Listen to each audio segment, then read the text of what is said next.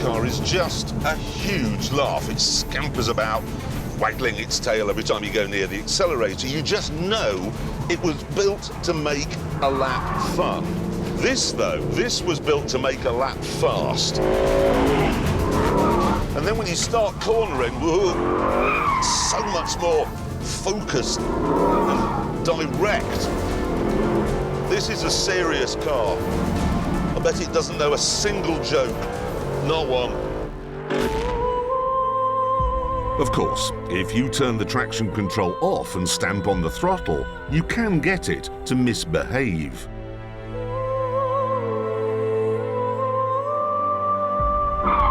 But you sense immediately that it doesn't want to do this. It doesn't like that. I am a serious racing car, Englisher. Don't drive with your clown shoes on. Happily, even though it is a serious racing car, Mercedes hasn't felt compelled to make the interior as bleak as a Swedish police drama. You still get sat-nav and aircon and many buttons that do things. So, it's luxurious and fast and very, very good. But today, it is rather overshadowed by this. Partly, that's because this is the first car ever to come with its own high-visibility jacket. And partly it's because it produces 739 horsepowers. Want to hear what that sounds like? Well, turn up the volume on your TV and listen to this.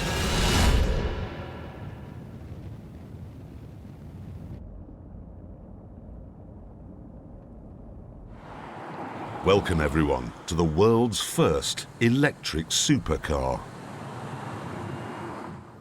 I am astounded.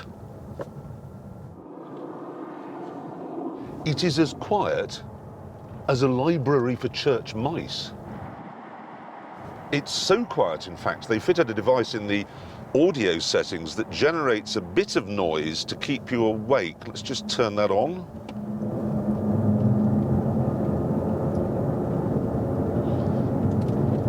That doesn't really work, it's just a hum. Still, it isn't the end of the world because there is another way of staying awake in this car. You put it in Sport Plus mode and put your foot down. Holy moly! That is 100 miles an hour. 120, 130, 140. This is mind-boggling, and listen! To find out just how fast it is, I lined it up for a drag race against its petrol-powered twin. I have 117 more horsepower than he does, but I still can't believe I'll win because under here there are 864 batteries. So this is half a ton heavier. And it's electric, like a food blender. Torch. And how can a glorified torch possibly beat a 6.2 litre V8? 3, 2, 1. It's not a torch! It is a rampant rabbit! What in the name of God is powering this thing? Well, this is what an electric SLS looks like if you take its high visibility jacket off. And this is the key. That is the electric motor.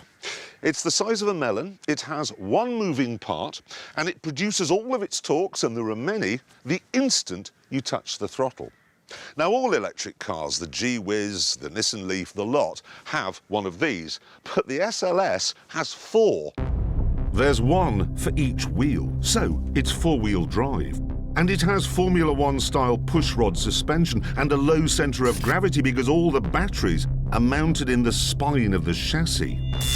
So theoretically, this should have the handling to match the immense grunt. In comfort mode, it feels like any other car, really, but when you put it in sport mode, all sorts of electronic witchcraft starts to happen.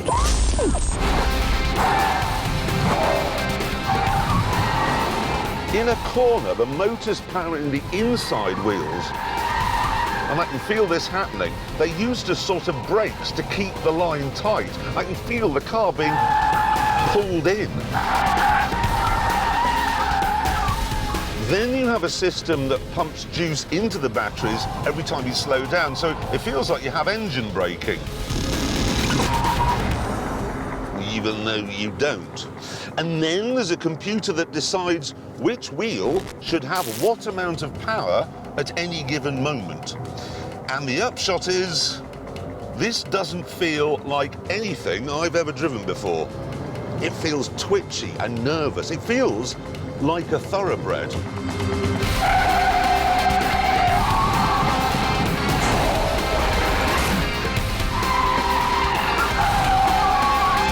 It feels brilliant.